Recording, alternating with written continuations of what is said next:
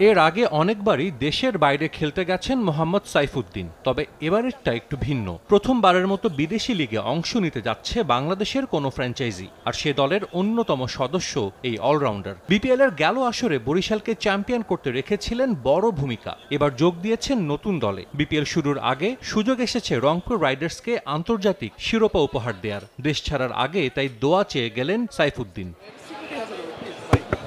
Global super league খেলতে প্রস্তাব দেওয়া হয়েছিল ফরচুন বরিশালকে, তারা রাজি না হওয়ায় সেই সুযোগ লুফে নেয় রংপুর। তবে শুধু অংশগ্রহণের জন্যই আটলান্টিক পাড়ি দিয়ে ক্যারিবিয়ানে যাচ্ছে না সাবেক বিপিএল চ্যাম্পিয়নরা। দেশ ছাড়ার আগে স্পষ্টভাবে লক্ষ্য জানিয়ে গেছেন অধিনায়ক নুরুল হাসান সোহান, ফিরতে চান শিরোপা হাতেই। সেটা আমাদের জন্য অনেক বড় একটা অপরচুনিটি এবং যেহেতু এখন শুধু বাংলাদেশের মানে শুধু রংপুরের হয় না, বাংলাদেশের প্রতিনিধিত্ব করতেছি, আমাদের একটা রেসপন্সিবিলিটি আছে।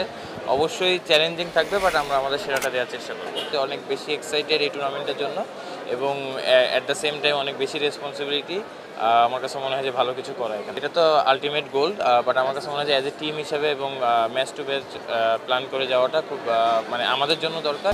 হয়ে গায়ানায় খেলার অভিজ্ঞতা আছে সোহান, মেহেদী, আফিফদের। প্রভিডেন্স স্টেডিয়ামের উইকেট বরাবরই স্পিনারদের পক্ষে কথা বলে। স্কোয়াডে ঋষাদের সঙ্গে শেখ মেহেদী থাকায় তাদের নিয়ে বড় স্বপ্ন দেখছেন অধিনায়ক। গায়ানার উইকেট, যেটা আমি যখন লাস্ট টাইমও খেলেছিলাম, এটা একটু স্পিনিং উইকেট থাকে, তো এখানে স্পিনারদের ভূমিকা অনেক বেশি থাকবে এবং আমাদের টিমে আমার কাছে মনে হয় যে ওয়ার্ল্ড ক্লাস কিছু ভালো স্পিনার আছে। সো ওভারঅল আমাদের টিমটা খুবই কম্প্যাক্ট, তো আমরা আমাদের সেরাটা খেলতে পারলে ইনশাল্লাহ ভালো রেজাল্ট। ক্যারিবিয়ানের অন্য ভেন্যুগুলোর তুলনায় গায়ানা বাংলাদেশ দলের জন্য বরাবরই লাকি ভেন্যু। টাইগাররা এখন পর্যন্ত এই মাঠে খেলা 7 ম্যাচের 5টিতেই জিতেছে। গ্লোবাল সুপার লিগে বাংলাদেশের প্রতিনিধিত্ব করা রংপুরও নিশ্চয়ই চাইবে সেই ধারা অব্যাহত রাখতে।